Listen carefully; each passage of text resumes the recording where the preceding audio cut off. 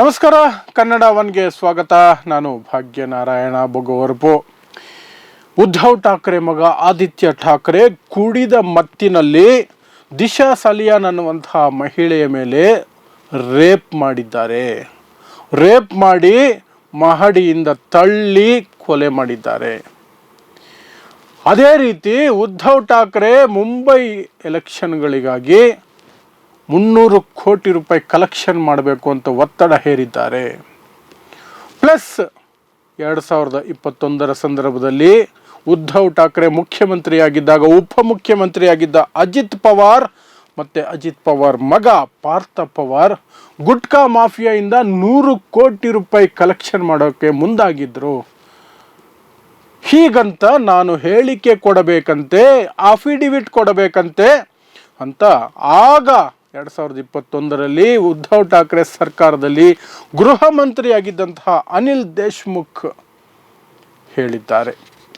ಇದು ಈಗ ಹೊರಗಿಟ್ಟಿದ್ದಾರೆ. 2021ರಲ್ಲಿ ದೊಡ್ಡ ಸಂಚು ನಡೆದಿತ್ತು. ಉದ್ಧವ್ ಠಾಕ್ರೆ ಮಗ ಆದಿತ್ಯ ಠಾಕ್ರೆ ಮತ್ತು ಅಜಿತ್ ಪವಾರ್ ಮಗ ಪಾರ್ಥ ಪವಾರ್ ಅವರನ್ನ ಹೇಗಾದರೂ ಮಾಡಿ ಜೈಲಿಗಟ್ಟಬೇಕು, ಸರ್ಕಾರ ಉಳಿಸಬೇಕು, BJP ಸರ್ಕಾರ ರಚನೆ ಮಾಡಬೇಕು ಅಂತ ಆಗ ಪ್ರಯತ್ನ ಆಗಿತ್ತು. ಆ ಪ್ರಯತ್ನದ ಭಾಗವಾಗಿ ಅನಿಲ್ ದೇಶ್ಮುಖ್ ಅವರ ಮೇಲೆ ಈ ರೀತಿಯಾದಂತಹ ಒತ್ತಡ ಹೇರಲಾಗಿತ್ತು. ಅನಿಲ್ ದೇಶ್ಮುಖ್ ಆಗ ಗೃಹ ಮಂತ್ರಿಯಾಗಿದ್ದರು ಉದ್ಧವ್ ಠಾಕ್ರೆ ಸರ್ಕಾರದಲ್ಲಿ. ಎಲ್ಲವೂ ಆರಂಭ ಆಗಿದ್ದು 2021ರಲ್ಲಿ. ಆಗ ಕಮಿಷನರ್ ಒಬ್ಬರು ಅನಿಲ್ ದೇಶ್ಮುಖ್ ಮೇಲೆ ಆರೋಪವನ್ನು ಮಾಡ್ತಾರೆ. ಆ ಕಮಿಷನರ್ ಏನು ಆರೋಪ ಮಾಡ್ತಾರೆ ಅಂದರೆ, 100 ಕೋಟಿ ರೂಪಾಯಿನ ಕಲೆಕ್ಷನ್ ಮಾಡಿ ನನಗೆ ಕೊಡಬೇಕು ಅಂತ ಗೃಹ ಮಂತ್ರಿ ಅನಿಲ್ ದೇಶ್ಮುಖ್ ಹೇಳಿದ್ದಾರೆ ಅಂತ ಪರಮ್ಬೀರ್ ಸಿಂಗ್ ಅನ್ನುವಂತಹ ಕಮಿಷನರ್ ಆರೋಪ ಮಾಡ್ತಾರೆ. ಆ ಆರೋಪದ ಮೇಲೆ ಇವರು ರಾಜೀನಾಮೆ ಕೊಡಬೇಕಾಗಿ ಬರುತ್ತೆ. ಅನಿಲ್ ದೇಶ್ಮುಖ್ ಅವರ ಮೇಲೆ ಪ್ರಕರಣ ದಾಖಲಾಗುತ್ತೆ. ಅನಿಲ್ ದೇಶ್ಮುಖ್ ಬಂಧನವಾಗುವಂತಹ ಸನ್ನಿವೇಶ ಎದುರಾಗುತ್ತೆ. ಸನ್ನಿವೇಶ ಎದುರಾದ ತಕ್ಷಣವೇ ಅವರಿಗೆ ಒಂದು ಎನ್ವಲಪ್ ತಲುಪಿಸಲಾಗುತ್ತೆ. ಆ ಎನ್ವಲಪ್ ಯಾರು ತಲುಪಿಸಿದ್ದು ಅಂದರೆ, ಆಗ ವಿರೋಧ ಪಕ್ಷದ ನಾಯಕರಾಗಿದ್ದ BJPಯ ದೇವೇಂದ್ರ ಫಡ್ನವೀಸ್ ಈ ಎನ್ವಲಪ್ಪನ್ನು ಅನಿಲ್ ದೇಶ್ಮುಖ್ಗೆ ತಲುಪಿಸಿ ಅಂತ ಹೇಳಿದ್ರಂತೆ. ತಲುಪಿಸಿದ ತಕ್ಷಣ ನನಗೆ ಫೋನ್ ಮಾಡೋಕ್ಕೆ ಹೇಳಿ ಅಂತ ಹೇಳಿದ್ರಂತೆ. ಇವರು ಫೋನ್ ಮಾಡಿದಾಗ, ಏನು ಸರ್ ಫೋನ್ ಮಾಡೋಕ್ಕೆ ಹೇಳಿದಿರಿ, ಏನು ಎನ್ವಲಪ್ ಕಳಿಸಿದಿರಲ್ಲ, ಏನು ವಿಚಾರ ಅಂತಂದರೆ, ಆ ಎನ್ವಲಪ್ಪನ್ನ ಒಂದ್ಸಲ ತೆಗೆದು ಓದಿ ಅದರಲ್ಲಿರುವಂತಹ ವಿಚಾರನ ಆಮೇಲೆ ನನಗೆ ಹೇಳಿ ಅಂತ ಹೇಳಿದ್ರಂತೆ. ಫೋನ್ ಕಟ್ ಮಾಡಿದ್ರಂತೆ. ಇದೆಲ್ಲವೂ ಸಹ ಅನಿಲ್ ದೇಶ್ಮುಖ್ ಒಂದು ಇಂಟರ್ವ್ಯೂನಲ್ಲಿ ಹೇಳಿರುವಂತಹದ್ದು. ಸತೀಶ್ ಮಿಶ್ರಾ ಅನ್ನುವಂತಹ ಒಂದು ಯೂಟ್ಯೂಬ್ ಚಾನಲ್ ಇದೆ, ಮರಾಠಿದು ಪ್ಲಸ್ ಹಿಂದಿ ಯೂಟ್ಯೂಬ್ ಚಾನಲ್ ಅದು ಬಹಳ ಮುಖ್ಯವಾದಂಥ ಇಂಥ ವಿಚಾರಗಳನ್ನು ಹೊರಗೆ ತರುವಂತಹ ಚಾನಲ್. ಆ ಚಾನಲ್ನಲ್ಲಿ ಕೂತು ಅನಿಲ್ ದೇಶ್ಮುಖ್ ಹೇಳಿರುವಂತಹ ಮಾತುಗಳು ಇವೆಲ್ಲ. ಆ ಎನ್ವಲಪ್ಪನ್ನು ನಾನು ಓಪನ್ ಮಾಡಿದೆ. ಅದರಲ್ಲಿ 4 ಅಂಶಗಳಿತ್ತು. 1ನೇ ಅಂಶ, ಆದಿತ್ಯ ಠಾಕ್ರೆ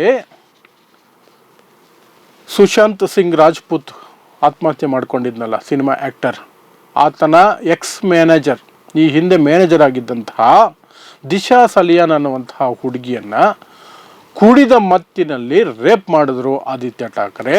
ರೇಪ್ ಮಾಡಿದಷ್ಟೇ ಅಲ್ಲ, ಆಕೆಯನ್ನು ಮಹಡಿ ಮೇಲಿಂದ ತಳ್ಳಿ ಕೆಳಗೆ ಬೀಳಿಸಿ ಕೊಲೆ ಮಾಡಿದ್ರು ಅಂತ ಅಫಿಡವಿಟ್ ಬರ್ಕೊಡಬೇಕು, ಗೃಹ ಮಂತ್ರಿಯಾಗಿ ಅನಿಲ್ ದೇಶ್ಮುಖ್ ಬರ್ಕೊಡಬೇಕು ಅಂತ ದೇವೇಂದ್ರ ಫಡ್ನವೀಸ್ ಆ ಪತ್ರದಲ್ಲಿ ಕೇಳ್ಕೊಂಡಿದ್ರಂತೆ.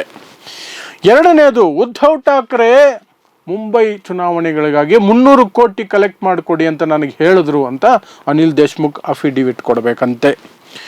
3 ಮತ್ತು 4ನೇ ಅಂಶಗಳು, ಅಜಿತ್ ಪವಾರ್ ಮಗ ಪಾರ್ಥ ಪವಾರ್ ಇಬ್ಬರು ಸೇರಿಕೊಂಡು ನನ್ನ ಮೇಲೆ ಒತ್ತಡ ಹಾಕಿದ್ರು. ಗುಟ್ಕಾ ಮಾಫಿಯಾಯಿಂದ 100 ಕೋಟಿ ರೂಪಾಯಿ ಕಲೆಕ್ಷನ್ ಮಾಡೋದಕ್ಕೆ ನೀವು ಸಹಕರಿಸಬೇಕು ಅಂತ. ಈ 4ಕ್ಕೆ ಒಪ್ಕೊಂಡು ನೀವು ಅಫಿಡವಿಟನ್ನು ಹಾಕಿದರೆ ನೀವು ಬಚಾವಾಗ್ತೀರಿ. ಯಾವುದರಿಂದ? ಕಮಿಷನರ್ ನಿಮ್ಮ ಮೇಲೆ 100 ಕೋಟಿ ರೂಪಾಯಿ ಕಲೆಕ್ಷನ್ಗೆ ಆರೋಪ ಹೊರಿಸಿದಾರಲ್ಲ, ಅದರಿಂದ ನೀವು ಬಚಾವಾಗಬಹುದು ಅಂತ. ಆದರೆ ಅನಿಲ್ ದೇಶ್ಮುಖ್ ಹೇಳ್ತಾರೆ, ಇದಕ್ಕೆ ನಾನು ಒಪ್ಪಲಿಲ್ಲ, ಯಾವುದೇ ಕಾರಣಕ್ಕೂ ನಾನು ಸುಳ್ಳನ್ನು ಹೇಳೋದಿಲ್ಲ, ಸುಳ್ಳು ಹೇಳಿ ಇನ್ನೊಬ್ಬರನ್ನ ಸಿಕ್ಕಾಕ್ಸೋದಿಲ್ಲ ಅಂತ ಹೇಳಿದೆ. ಅದು ಹೇಳಿದ ಮಾರನೇ ದಿನ ಬೆಳಗ್ಗೆ 6 ಗಂಟೆಗೆ ನನ್ನ ಮನೆ ಮೇಲೆ ಇಡಿ ರೈಡ್ ಆಯಿತು. ಆ ನಂತರ ನನ್ನನ್ನು ಬಂಧಿಸಲಾಯಿತು. 13 ತಿಂಗಳು ಅನಿಲ್ ದೇಶ್ಮುಖ್ ಜೈಲಲ್ಲಿ ಇರಬೇಕಾಗಿತ್ತು. ಆವಾಗ 13 ತಿಂಗಳು, ನವೆಂಬರ್ 2021ರಿಂದ 13 ತಿಂಗಳು ಡಿಸೆಂಬರ್ 2022ರವರೆಗೆ ಜೈಲಲ್ಲಿ ಇರಬೇಕಾಯಿತು. ಬೇಲ್ ಸಿಕ್ತು. ಹೆಂಗೆ ಸಿಕ್ತು ಅಂದರೆ, ಯಾವ ಆರೋಪದ ಮೇಲೆ ಇವ್ರನ್ನ ಬಂಧಿಸಲಾಗಿತ್ತಲ್ಲ, ಕಮಿಷನರ್ ಆರೋಪ ಮಾಡಿದ್ರಲ್ಲ, ಪರಮ್ಬೀರ್ ಸಿಂಗ್ ಅನ್ನುವಂಥವ್ರು 100 ಕೋಟಿ ಕಲೆಕ್ಷನ್ ಮಾಡಿ ಅಂತ ನನಗೆ ಆಗಿನ ಹೋಮ್ ಮಿನಿಸ್ಟರ್ ಆಗಿದ್ದಂತಹ ಅನಿಲ್ ದೇಶ್ಮುಖ್ ಒತ್ತಡ ಹೇರ್ತಿದ್ದಾರೆ ಅಂತ, ಆ ಒಂದು ಹೇಳಿಕೆ, ಆ ಆರೋಪದ ಹಿನ್ನೆಲೆಯಲ್ಲೇ ಬಂಧಿಸಲಾಗಿತ್ತು. ಆದರೆ ಈ ಪರಮ್ಬೀರ್ ಸಿಂಗ್ ಒಂದು ದಿನ ಕೂಡ ಕೋರ್ಟ್ಗೆ ಹೋಗಿ ಅದರ ಬಗ್ಗೆ ಸಾಕ್ಷಿ ಹೇಳೋದಕ್ಕೆ ಸಿದ್ಧ ಇರಲಿಲ್ಲ. 13 ತಿಂಗಳ ನಂತರ ಹೈಕೋರ್ಟ್ ಚೀಮಾರಿ ಹಾಕಿ ಇವರಿಗೆ ಬೇಲನ್ನು ಕೊಟ್ಟು ಕಳಿಸ್ತು. ಎಲ್ಲವನ್ನೂ ಸಹ ಈಗ ಹೊರಗಿಟ್ಟಿದ್ದಾರೆ ಈ ಒಂದು ಇಂಟರ್ವ್ಯೂನಲ್ಲಿ. ಸತೀಶ್ ಮಿಶ್ರಾ ನಡೆಸುವಂತಹ ಕಾರ್ಯಕ್ರಮದ ಇಂಟರ್ವ್ಯೂನಲ್ಲಿ ಅನಿಲ್ ದೇಶ್ಮುಖ್ ಎಲ್ಲವನ್ನು ಸಹ ಹೇಳಿದ್ದಾರೆ. ಇದು ಸ್ಪಷ್ಟವಾಗಿ BJPಯ ಕೊಳಕು ರಾಜಕಾರಣ ಯಾವ ಮಟ್ಟಕ್ಕೆ ಹೋಗುತ್ತೆ ಅನ್ನೋದು ನಾನು ತಿಳಿಸಬೇಕು, ಹಾಗಾಗಿ ಹೇಳ್ತಾ ಇದ್ದೀನಿ. ನಾನು ಬರೀ ಬಾಯಿ ಮಾತಿನಲ್ಲಿ ಹೇಳ್ತಾ ಇಲ್ಲ, ಇದಕ್ಕೆ ಬೇಕಾದ ಎಲ್ಲ ಸಾಕ್ಷಿಗಳನ್ನು ಒದಗಿಸೋದಕ್ಕೆ ನಾನು ರೆಡಿ ಇದ್ದೀನಿ. ಆದರೆ CBIಯಿಂದ ಹಿಡಿದು NIA, ED ಎಲ್ಲವೂ ಸಹ ಮೋದಿ ಅವರ ಸರ್ಕಾರದ ಕಪಿಮುಷ್ಟಿಯಲ್ಲಿ ಇರೋದ್ರಿಂದ, ಇದನ್ನು ಹೊರಗಿಡೋದ್ರಿಂದ ಸಹ, ಅಥವಾ ನನ್ನ ಹೇಳಿಕೆಗಳು, ನನ್ನ ಆರೋಪಗಳು ಯಾವುದೂ ಸಹ ಗಂಭೀರವಾಗಿ ಪರಿಗಣಿಸಲ್ಪಡೋದಿಲ್ಲ ಅಂತ ಅದನ್ನು ಕೂಡ ಒಂದು ಆರೋಪವನ್ನು ಅನಿಲ್ ದೇಶ್ಮುಖ್ ಮಾಡಿದ್ದಾರೆ. ಸೊ ಇನ್ನು ಇದಕ್ಕೆ ಫಡ್ನವೀಸ್ ರೆಸ್ಪಾಂಡ್ ಮಾಡಿ, ಇದೆಲ್ಲವೂ ಸಹ ಚುನಾವಣಾ ಗಿಮಿಕ್, ಇನ್ನು 2 ತಿಂಗಳಲ್ಲಿ ಮಹಾರಾಷ್ಟ್ರದಲ್ಲಿ ವಿಧಾನಸಭಾ ಚುನಾವಣೆಗಳಿದೆ, ಹಾಗಾಗಿ ಮಹಾಗಠಬಂಧನ್ ಕಾಂಗ್ರೆಸ್, ಶರದ್ ಪವಾರ್ NCP ಮತ್ತು ಉದ್ಧವ್ ಠಾಕ್ರೆ ಶಿವಸೇನೆ ಈ ರೀತಿಯಾದಂತಹ ಸುಳ್ಳು ಆರೋಪಗಳನ್ನು BJP ಮೇಲೆ ಮಾಡ್ತಿದೆ ಅಂತ ಹೇಳ್ತಾ ಇದೆ. BJPಯ ಚರಿತ್ರೆಯನ್ನು ನೋಡಿದ್ರೆ, BJP ಕಳೆದ 10 ವರ್ಷದಲ್ಲಿ CBI, ED, IT, NIA ಇವುಗಳನ್ನು ಬಳಸ್ಕೊಂಡಿರುವಂತಹ ರೀತಿಯನ್ನು ನೋಡಿದ್ರೆ, ಈ ಆರೋಪಗಳನ್ನು ಖಂಡಿತವಾಗಲೂ ಸಹ ದೇಶದ ಪ್ರತಿಯೊಬ್ಬ ಪ್ರಜೆಯು ಗಂಭೀರವಾಗಿ ಪರಿಗಣಿಸಬೇಕಾಗತ್ತೆ. ಈ ಕಳೆದ 10 ವರ್ಷಗಳ ಮೋದಿ, ಅಮಿತ್ ಶಾ ನಡವಳಿಕೆ ಮತ್ತು ಈ ತನಿಖಾ ಸಂಸ್ಥೆಗಳನ್ನು ಬಳಸ್ಕೊಂಡಿರೋ ರೀತಿಯನ್ನು ನೋಡಿದ್ರೆ ಖಂಡಿತವಾಗ್ಲೂ ಸಹ ಈ ಆರೋಪಗಳಲ್ಲಿ ಸತ್ಯಾಂಶ ಇರುವ ಸಾಧ್ಯತೆಗಳೇ ಹೆಚ್ಚಿರುತ್ತೆ. ಅದಕ್ಕೆ ಸಮಗ್ರ ತನಿಖೆ ಆಗಬೇಕಾಗತ್ತೆ. ಯಾಕಂದರೆ ಆರೋಪ ಮಾಡ್ತಿರುವಂಥದ್ದು ಒಂದು ರಾಜ್ಯದ ಮಾಜಿ ಗೃಹ ಮಂತ್ರಿ ಮಾಡ್ತಾ ಇರುವಂತಹ ಆರೋಪಗಳು. ಪ್ಲಸ್ ನಮಗೆ BJPಯ ನಡವಳಿಕೆ ಕಣ್ಣು ಮುಂದೆನೇ ಇದೆ. ಕೇಜ್ರಿವಾಲ್ ಇಂದ ಹಿಡಿದು ಆಮ್ ಆದ್ಮಿ ಪಕ್ಷದ ಯಾವೆಲ್ಲ ಸದಸ್ಯರು ಜೈಲಿಗೆ ಹೋಗಬೇಕಾಯಿತು, ಯಾರಿಗೆ ಬೇಲ್ ಸಿಗೋದಕ್ಕೆ ಎಷ್ಟು ಕಷ್ಟ ಆಯಿತು, ಕೇಜ್ರಿವಾಲ್ಗೆ ಇನ್ನೂ ಯಾಕೆ ಬೇಲ್ ಸಿಕ್ಕಿಲ್ಲ, ಸಿಸೋಡಿಯಾಗಿ 3 ವರ್ಷ ಆಗ್ತಾ ಬಂತು, ಇನ್ನೂ ಬೇಲ್ ಸಿಕ್ಕಿಲ್ಲ. ಆ ಕಡೆ ಜಾರ್ಖಂಡ್ನಲ್ಲಿ ಏನಾಗ್ತಿದೆ, ಅಲ್ಲಿನ ಮುಖ್ಯಮಂತ್ರಿಯನ್ನು ಸಹ ಬಂಧಿಸಿಕೊಂಡು ಹೋಗಲಾಗಿತ್ತು. ಸೊರೇನ್ ಅವರನ್ನು ಬಂಧಿಸಿ ಜೈಲಿನಲ್ಲಿಡಲಾಗಿತ್ತು. ಸರಿಯಾದಂತಹ ಪ್ರೊಸೀಡಿಂಗ್ಸ್ ಮಾಡದೇ ಇರೋ ಕಾರಣಕ್ಕೆ ಅವ್ರಿಗೂ ಸಹ ಈಗ ಬೇಲ್ ಸಿಕ್ಕಿದೆ.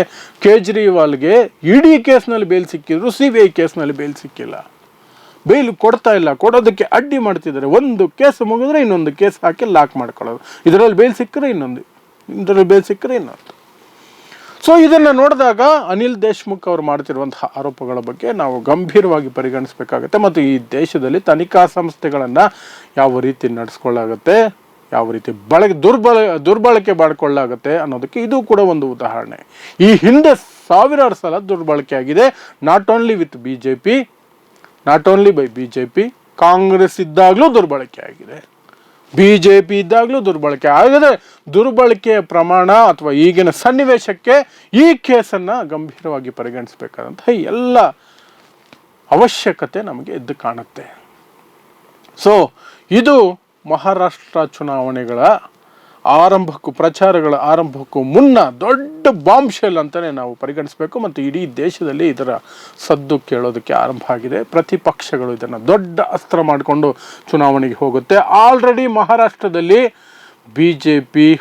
BJP ಜೊತೆ ಇರುವಂತಹ ಶಿಂದೆ ಶಿವಸೇನೆ ಪ್ಲಸ್ ಅಜಿತ್ ಪವಾರ್ ಶಿವಸೇನೆ. ಅಜಿತ್ ಪವಾರ್ ನೋಡಿ, ಅಜಿತ್ ಪವಾರ್ ಮತ್ತು ಅಜಿತ್ ಪವಾರ್ ಮಗ ಪಾರ್ಥ ಪವಾರ್ನ ಸಿಕ್ಕಾಕ್ಸೋದಕ್ಕೆ ಆಗ ಉದ್ಧವ್ ಠಾಕ್ರೆ ಸರ್ಕಾರದಲ್ಲಿ ಉಪಮಂತ್ರಿಯಾಗಿದ್ದರು ಅಜಿತ್ ಪವಾರ್, ಅವರನ್ನ ಪ್ರಯತ್ನ ಪಟ್ಟಿತ್ತು BJP ಅಂತ ಆರೋಪ ಇದೆ.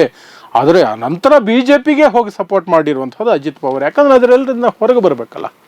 ಸಾವಿರಾರು ಕೋಟಿ ಹಗರಣಗಳ ಆರೋಪಗಳಿತ್ತು, ಅವೆಲ್ಲವೂ ಕೂಡ ಒಂದೊಂದೇ ಮುಚ್ಚೋಗ್ತಿದೆ BJP ಜೊತೆ ಹೋದ ತಕ್ಷಣ. ಸೊ ಈ ಎಲ್ಲವೂ ಸಹ ಮಹಾರಾಷ್ಟ್ರ ಚುನಾವಣೆಗೆ ವೇದಿಕೆಯನ್ನು ಸಿದ್ಧಪಡಿಸ್ತಾ ಇದೆ. ಇದು ಯಾವ ಮಟ್ಟಕ್ಕೆ ಹೋಗುತ್ತೆ, ಎಲ್ಲೆಲ್ಲಿಗೆ ಹೋಗುತ್ತೆ, ಯಾಕಂದರೆ ಮಹಾರಾಷ್ಟ್ರವನ್ನು ಗೆಲ್ಲಲೇಬೇಕು ಅಂತ ಮೋದಿ ಪಣ ತೊಟ್ಟಿದ್ದಾರೆ. ಯಾಕಂದರೆ ಅದನ್ನು ಸೋತರೆ BJPಯಲ್ಲೇ ಮೋದಿಯ ವಿರುದ್ಧ ಕೂಗುಗಳು ದೊಡ್ಡ ಮಟ್ಟದಲ್ಲಿ ಬರುತ್ತೆ. ಮೋದಿ ರಾಜೀನಾಮೆ ಕೊಟ್ಟು ಮನೆಗೆ ಹೋಗಬೇಕಾಗುತ್ತೆ ಪ್ರಧಾನಿ ಹುದ್ದೆಯಿಂದ. ಇದಂತೂ ಖಂಡಿತ. ಮಹಾರಾಷ್ಟ್ರ ಸೋತ್ರೆ ಮಹಾರಾಷ್ಟ್ರದ ಜೊತೆ ಹರಿಯಾಣ ಮತ್ತು ಜಾರ್ಖಂಡ್ನಲ್ಲೂ ಚುನಾವಣೆ ಇದೆ, 3ರಲ್ಲೂ ಸೋಲುವಂತಹ ಸಾಧ್ಯತೆ ಇದೆ. ಅದರಲ್ಲೂ ಮುಖ್ಯವಾಗಿ ಮಹಾರಾಷ್ಟ್ರ ಅತಿ ದೊಡ್ಡ ರಾಜ್ಯ. ಅದನ್ನು ಸೋತರೆ ನರೇಂದ್ರ ಮೋದಿ ಅಮಿತ್ ಶಾ ಕತೆ BJPಯಲ್ಲಿ ಮುಗೀತು ಅಂತಲೇ ಅರ್ಥ.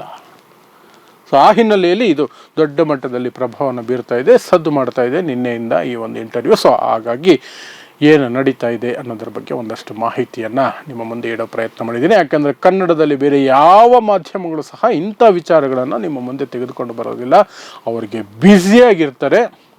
ಒಂದು ಗೋಧಿ ಮಾಧ್ಯಮ ಅನ್ಸ್ಕೊಂಡಿರುವಂತಹ ಕನ್ನಡ ಮಾಧ್ಯಮಗಳು ದ್ವೇಷ ಬಿತ್ತೋದ್ರಲ್ಲಿ, ಮುಸ್ಲಿಮರ ಬಗ್ಗೆ ಏನಾದರೂ ಸುದ್ದಿಗಳು ಮಾಡೋದ್ರಲ್ಲಿ, ಅಥವಾ ಯಾವುದಾದ್ರೂ ನಟ ನಟಿ ಸಂಬಂಧಗಳು ಬಸರಾಗೋದು, ಶ್ರೀಮಂತ ಮಾಡ್ಕೊಳ್ಳೋದ್ರಲ್ಲಿ ಸುದ್ದಿಗಳನ್ನು ಬಿತ್ತರಿಸ್ಕೊಂಡಿರ್ತಾರೆ. ಇನ್ನು ಬೇರೆ ಸಣ್ಣ ಪುಟ್ಟ ಚಾನಲ್ಗಳು ಏನಿದ್ದಾವೆ ಅಥವಾ ಜನಪರವಾದಂತಹ ಚಾನಲ್ಗಳು ಏನಿದ್ದಾವೆ ಅವುಗಳು ಸಹ ಕರ್ನಾಟಕದ ಮಟ್ಟಿಗೆ ಮಾತ್ರ ಸೀಮಿತವಾಗಿ ಸುದ್ದಿಗಳನ್ನು ಮಾಡ್ತಾ ಇದೆ. ಆದರೆ ಕನ್ನಡವನ್ನು ನಾವು ಯಾವಾಗಲೂ ಸಹ ದೇಶದ ಮೇಲೆ ಪ್ರಭಾವ ಬೀರಬಹುದಾದಂತಹ ಸುದ್ದಿಗಳನ್ನು ನಿಮ್ಮ ಮುಂದೆ ತರುವಂತಹ ಪ್ರಯತ್ನ ಮಾಡ್ತೀವಿ. ಪ್ಲಸ್ ಕರ್ನಾಟಕದ ವಿಚಾರಗಳನ್ನು ಸಹ ನಿಮ್ಮ ಮುಂದೆ ತರ್ತಾ ಇರ್ತೀವಿ. ಹಾಗಾಗಿ ನೋಡ್ತಾ ಇರಿ ಸಮಾಜಕ್ಕಾಗಿ ಕನ್ನಡ 1 ನ್ಯೂಸ್. ನಮಸ್ಕಾರ.